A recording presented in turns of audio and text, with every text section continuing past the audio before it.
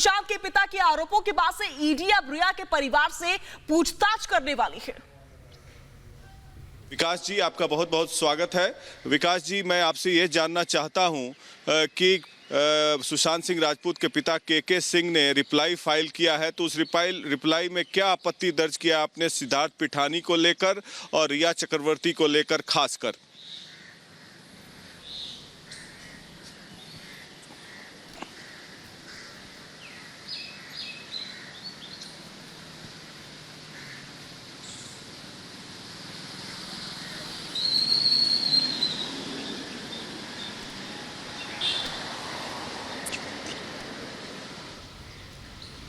अच्छा, उनको patch number दिए हो या नहीं? तो सुशांत सिंह राजपूत को लेकर रिपब्लिक मीडिया नेटवर्क की ये मुहिम जारी है लगातार। इस बीच आपको बता दें, जो जानकारी लगातार आ रही है इस मुहिम के बीचों बीच, यहां पर जो रिया चक्रवर्ती है उनके भाई 12 बजे पहुंचे ईडी ऑफिस। तमाम करीबियों और परिवार वालों से भी होगी अब आगे भी पूछताछ।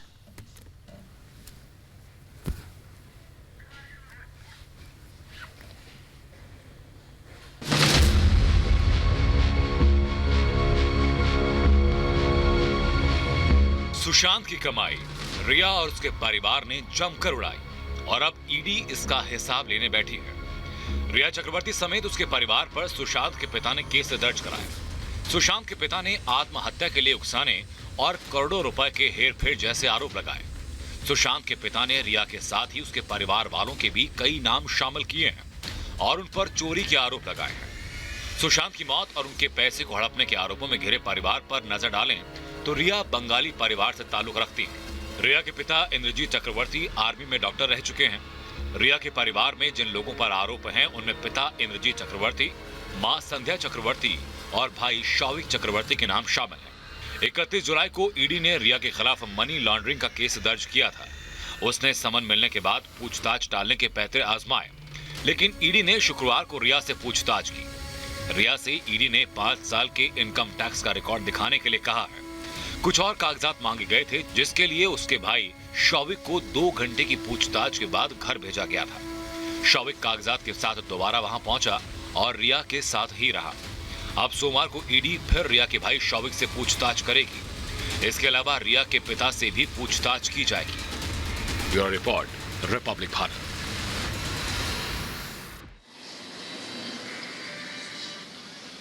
ने बहुत ही इंटेलिजेंट रोल प्ले किया है इस मामले में अपने आप को बचाने के लिए, कि परिवार की सहानुभूति बनी रहे जब तक कि एफआईआर दर्ज ना हो, और एफआईआर दर्ज होने के बाद फिर वो उधर पलट जाए, क्योंकि उसका इन्वॉल्वमेंट आएगा ही, आज का कल तो आएगा ही आएगा, क्योंकि उसका जो कॉन्वर्सेशन है रिया के साथ, चाहे व्हाट्सएप हो या अदरवाइज कन्वर्सेशन हो, वो सारा डिस्क्लोज करेगा कि वो किस तरह से सारी कॉन्स्पिरेसी में उनके हिस्सेदार था।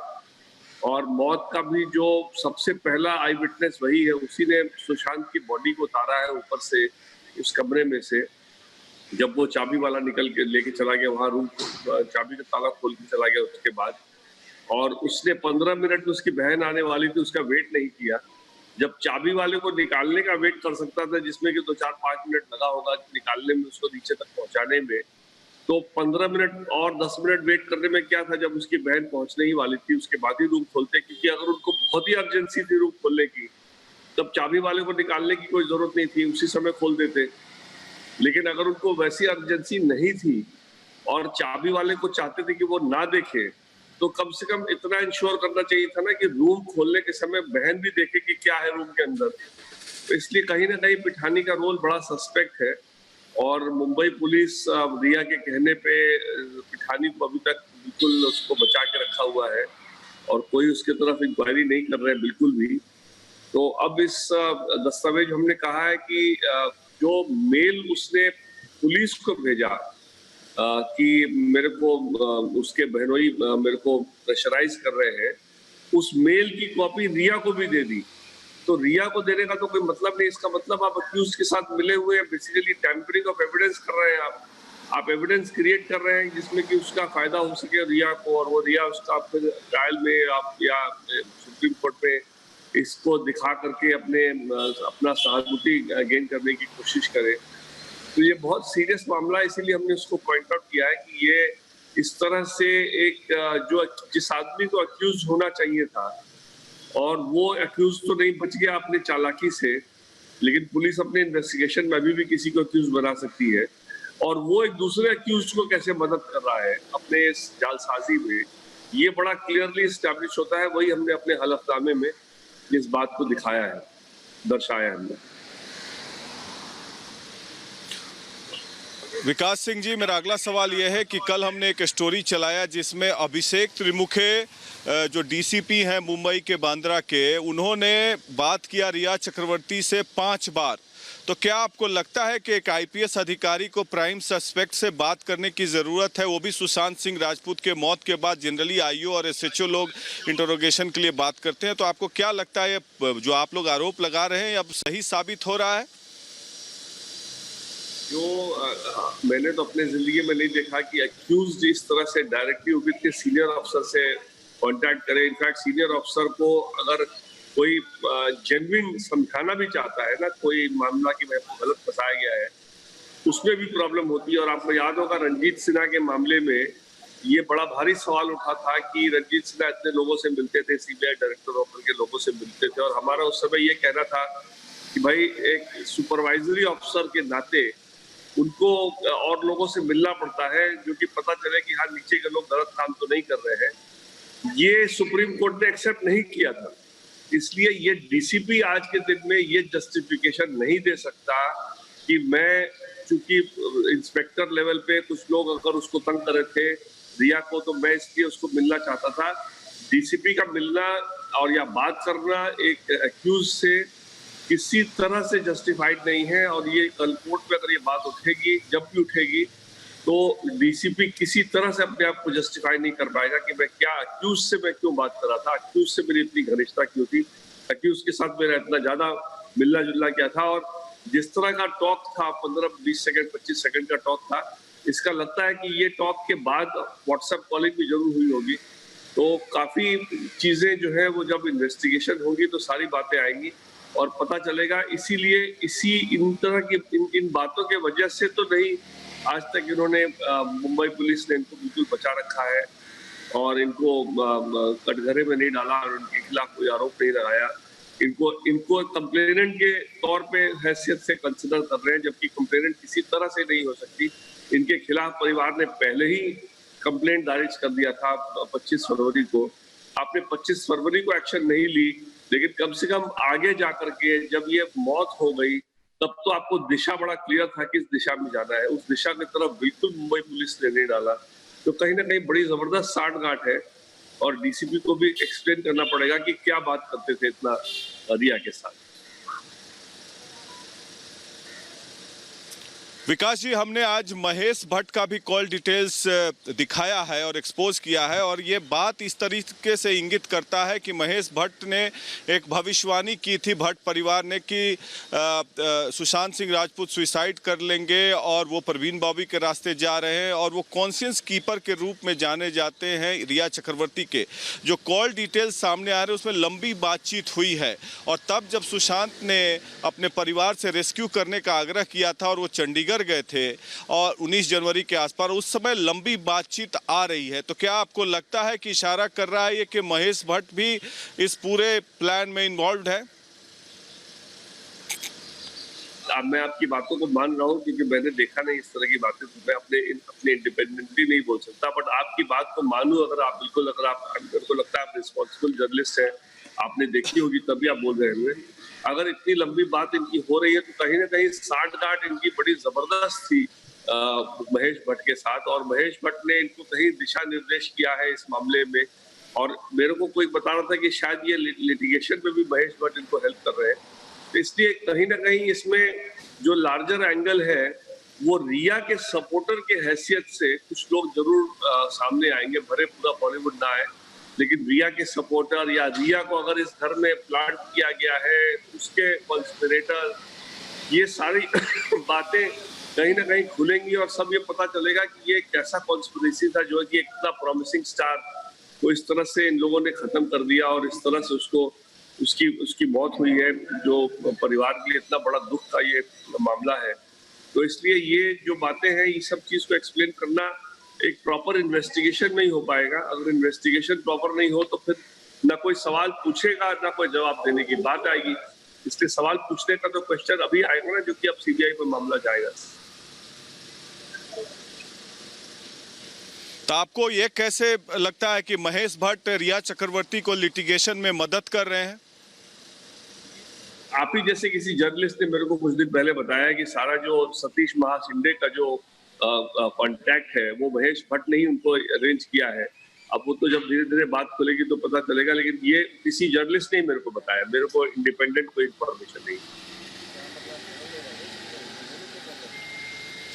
विकास जी, रिया चक्रवर्ती ने एक ग्रेटिट्यूड लिस्ट सुशांत सिंह राजपूत के तथाकथित हैंडराइटिंग के जरिए एक जारी किया है, जिसमें लिखा है express my gratitude towards Riya, I express my gratitude towards sir as in Riya के पिताजी और उनके माताजी, भाई, फज, और लिखा है ये दर्शा रहा है। तो ये क्या कोर्ट ऑफ लॉ में एविडेंस हो सकता है? क्या आपको लगता है कि जबरन ये कभी लिखाया गया हो ताकि ये प्लान के तहत आगे कभी इस्तेमाल किया जा सके? वो 2 पन्ने में है ये पूरा मामला। तो आपको क्या लगता है, इसके ये साजिश बहुत दिनों से चली आ रही थी, न डेट है न टाइम है, और सुशांत के परिवार वालों का कतई जिक्र नहीं है जिन्होंने उन्हें पैदा किया, आगे बढ़ाया? देखिए, इस जो ये इन्होंने रिया ने अगर जारी किया है तो इससे रिया अपना केस खुद ही प्रूव कर रही है अपने खिलाफ। पूछे कैसे?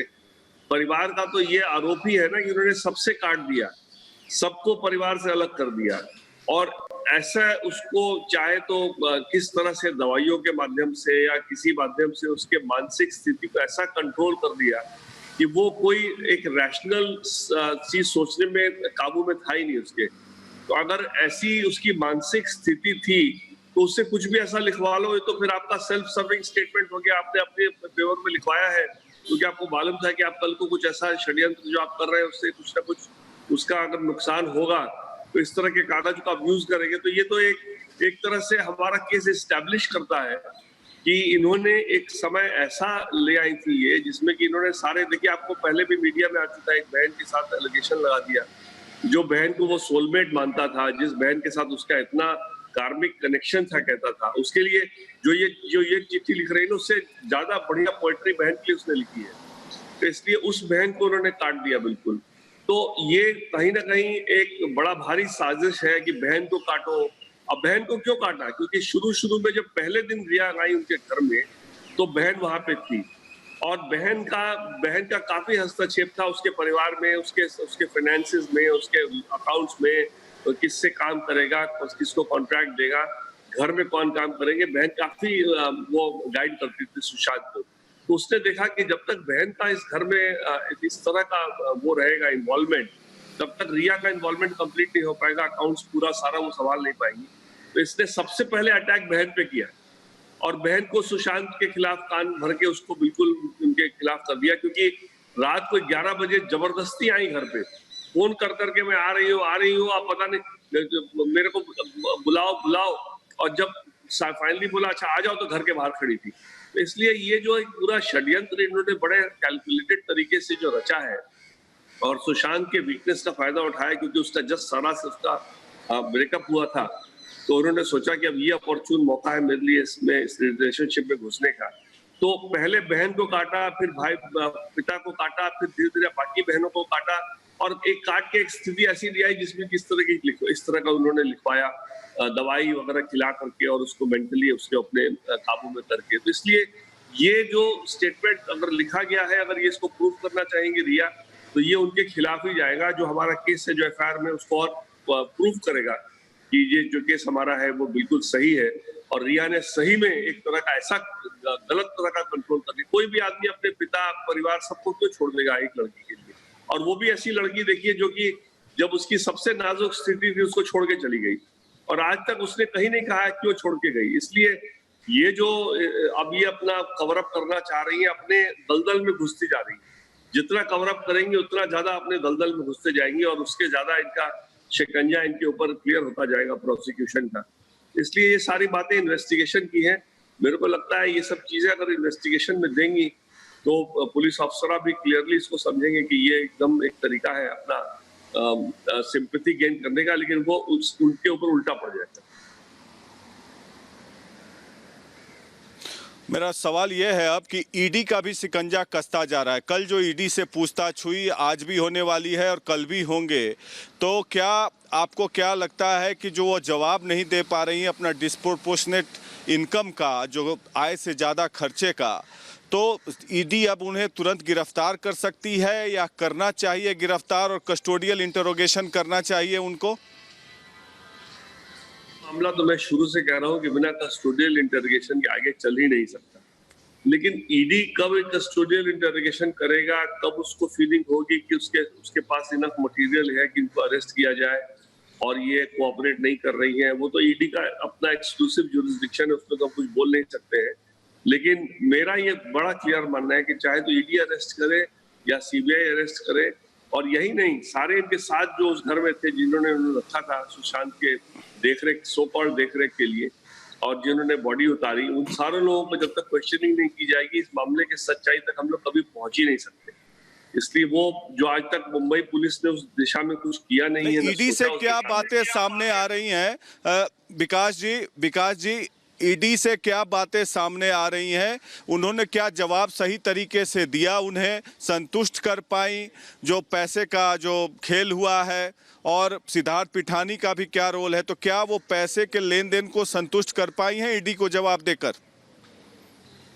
वो कोई जानकारी नहीं ईडी ने क्या क्वेश्चन पूछा और क्या इन्होंने जवाब दिया, क्योंकि तो ईडी का अपना बड़ा कॉन्फिडेंशियल मामला होता है और आप लोग के माध्यम से जो पता चलता है। लेकिन मेरे को नहीं लगता कि वो संतुष्ट थे, क्योंकि अगर संतुष्ट होते तो फिर आज भी नहीं बुलाते, मतलब बार बार दोबारा उनको नहीं बुलाते। इसलिए ये कहीं ना कहीं इनके जवाब देने में या कहीं ना कहीं इनके जो जस्टिफिकेशन में, और जैसे पैसा भी इनके अकाउंट में अगर आया है या कहीं इन्होंने प्रॉपर्टी खरीदी है, तो जरूरी नहीं कि हर पैसा सुशांत सिंह के अकाउंट से भी गया हो। अगर कोई और कॉन्स्पिरेटर है इस मामले में, जो भी हो, अगर उसके माध्यम से भी आया तो वो भी सारा ईडी देख सकता है।